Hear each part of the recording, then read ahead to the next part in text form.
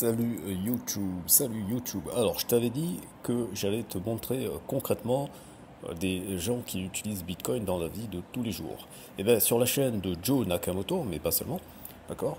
Donc, Joe Nakamoto, il fait des vidéos exclusivement sur Bitcoin.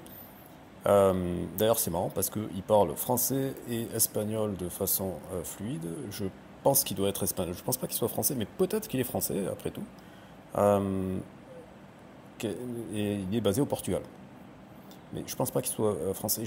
Enfin, j'ai pas poncé ses vidéos, hein. J'ai vu que quelques-unes de ses vidéos, mais je l'ai pas trop entendu parler en français.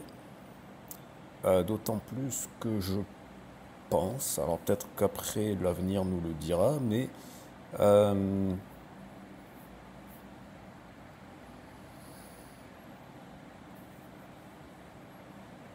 ouais, parce que quand il allait en Afrique, il allait plutôt dans des pays anglophones, alors que s'il était français, eh ben, il y a dans les pays francophones, hein. C'est quand même vachement plus pratique, hein.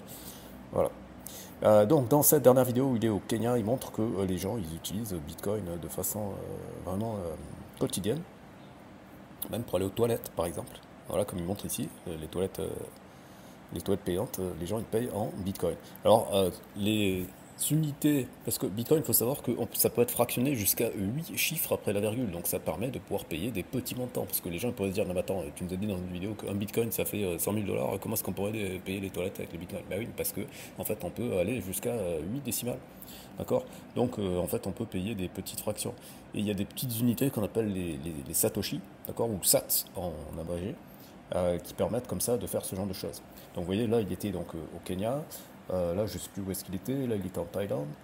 Euh, voilà, il voyage un petit peu partout et il montre, là il était à Hong Kong, etc. Et il montre, alors c'est pas partout, soyons clairs, hein, en Thaïlande, il y a certes des endroits où vous pouvez payer en Bitcoin, mais c'est pas partout, d'accord? Or là, par contre, là, ce qui montre, c'est que dans tout le quartier en tout cas, de cet endroit-là, ils peuvent payer en Bitcoin, et il y a pas mal de pays en Afrique où c'est comme ça, au Nigeria, en Centrafrique, bref, il y a pas mal d'endroits comme ça où vous pouvez payer. Évidemment, il est allé au Salvador, hein, El Salvador, qui est le pays où c'est la monnaie légale. Donc voilà, c'est pas parce que en Europe et aux États-Unis, c'est un petit peu, ben, on va pas se mentir, un objet de spéculation avant tout, ça veut pas dire qu'il n'y a pas des gens qui l'utilisent pour sa fonction primaire. Et en fait, il y a plein de gens qui l'utilisent pour sa fonction primaire. Et je ne souhaite pas que ça arrive, mais si jamais les choses tournent au vinaigre en Occident, d'accord, par exemple, il y a une guerre civile aux États-Unis ou une guerre civile en Europe, par exemple, ou simplement sans qu'il y ait la guerre civile, que bah, l'euro s'effondre ou que le dollar s'effondre, bah, les gens ils seront très très contents d'avoir Bitcoin pour pouvoir continuer à travailler, à échanger de la valeur. Donc voilà, rien que pour ça, ça vaut le coup de se former là-dessus et de comprendre que c'est pas simplement une réserve de valeur comme les gens le proposent, mais c'est avant tout un outil pour pouvoir faire des transactions. Alors, petite information importante qu'il faut comprendre. Notamment moi-même qui en ai fait les frais, je vous ai dit récemment dans une vidéo que ça m'a coûté 176 euros, 176 dollars le fait de faire des transactions en Bitcoin. Il faut savoir que Bitcoin, si vous prenez le réseau principal, effectivement c'est très douloureux de faire des transactions, ça coûte très très cher. Là en l'occurrence, quand je l'ai fait via crypto.com, ça m'a coûté 44 dollars par transaction. Et savoir qu'il y a un autre réseau qu'on appelle un second layer, une deuxième couche. D'accord. Pour les gens qui s'intéressent à l'écosystème Ethereum, c'est très connu. Mais pour Bitcoin aussi, ça existe, les deuxièmes couches, et notamment le Lightning Network. Donc on parlera de Lightning Network dans une prochaine vidéo. Pour la faire simple, c'est que vous avez une seconde couche qui vous permet de faire des transactions de façon plus rapide et beaucoup moins chère. D'accord. Alors le coût de cela, c'est que c'est un tout petit peu moins sécurisé que les transactions principales. Bon, sachant que ça n'a absolument aucune conséquence.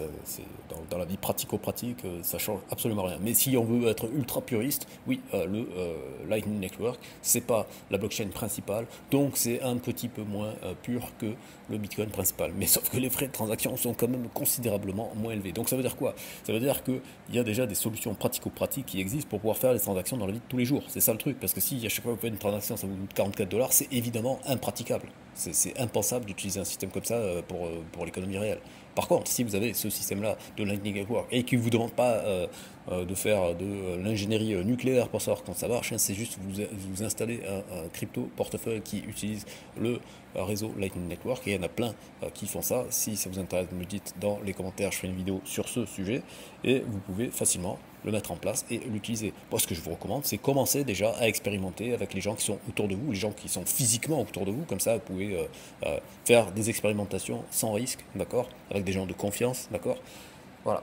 Ce qui est très très important de comprendre, c'est que Bitcoin fonctionne de la même manière que vous traitiez avec des gens avec qui vous avez confiance, que vous le traitiez avec des gens en qui vous n'avez absolument aucune confiance. C'est ça le truc, c'est que la confiance est retirée de l'équation. Vous n'avez pas besoin d'avoir de tiers de confiance. C'est ça le truc qui est ultra important.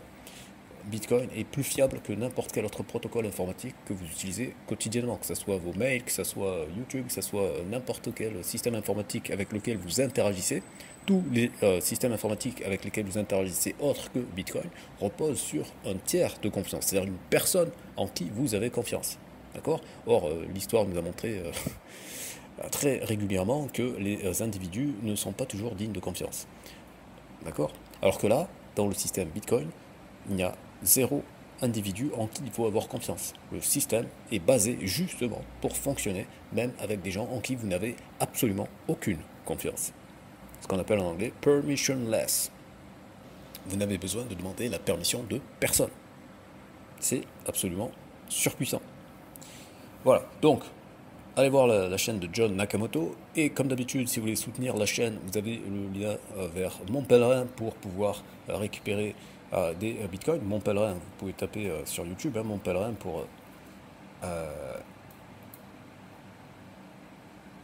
Alors attendez, je vais rajouter bitcoin parce que sinon il va nous montrer d'autres choses. Voilà, donc vous avez emprunté avec tes cryptos, blablabla, donc lui je sais pas qui c'est, vous avez machin truc, voilà. Et ça c'est lui, c'est Arnaud Salomon, c'est lui qui a, enfin en tout cas c'est le CEO, enfin en tout cas c'est la tête visible de l'entreprise Mon Pèlerin qui est basée en Suisse, d'accord.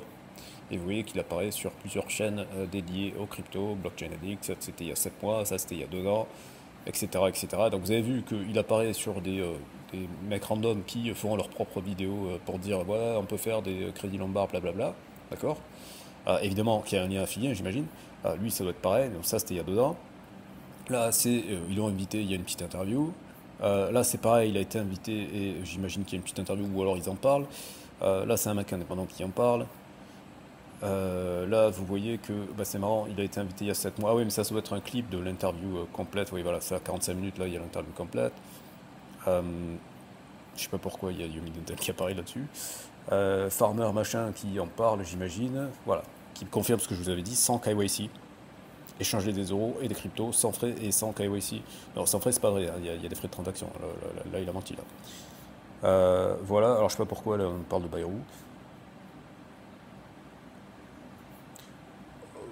Ouais, bon, des fois l'algorithme de YouTube est un petit peu bizarre, mais bon, tout ça pour vous dire que Mon Pèlerin, c'est pas un truc fantôme, c'est pas un truc, voilà, c'est pas un truc scam, ça existe, il y a plein de gens qui en parlent, d'accord. Donc vous pouvez aller passer par mon lien, ça soutient la chaîne et ça vous permet d'obtenir des cryptos de façon facile. Alors ce qui est très important de comprendre, pour que vous compreniez quand même que vous ne soyez pas surpris par rapport au système de Mon Pèlerin. Le système de Mon Pèlerin, c'est que vous envoyez un virement, d'accord, un virement bancaire, et ensuite vous recevez des cryptos. Il faut télécharger leur application qui s'appelle Bridge Wallet, d'accord, donc littéralement le portefeuille pont. Vous pouvez installer, en tout cas sur iPhone c'est très facile à faire, j'imagine aussi que sur Android c'est pareil. Et ensuite vous allez recevoir, il y a un temps de latence, je ne sais plus exactement. Je ne sais plus s'il faut faire d'abord, la toute première fois, je crois qu'il faut faire une transaction test ou un truc comme ça. En tout cas, voilà, c'est sécurisé, c'est quelqu'un, vous avez son nom, hein, on a dit Arnaud Salomon, etc. Vous pouvez le trouver, je sais pas, sur X, sur LinkedIn, peu importe. Donc c'est-à-dire, il y a des gens physiques, il y a une adresse, etc. C'est pas un truc fantôme, ok. C'est basé en Suisse. C'est sans KYC, sous réserve de... alors attendez, on va faire ça. Mon pèlerin crypto, on va faire ça comme ça.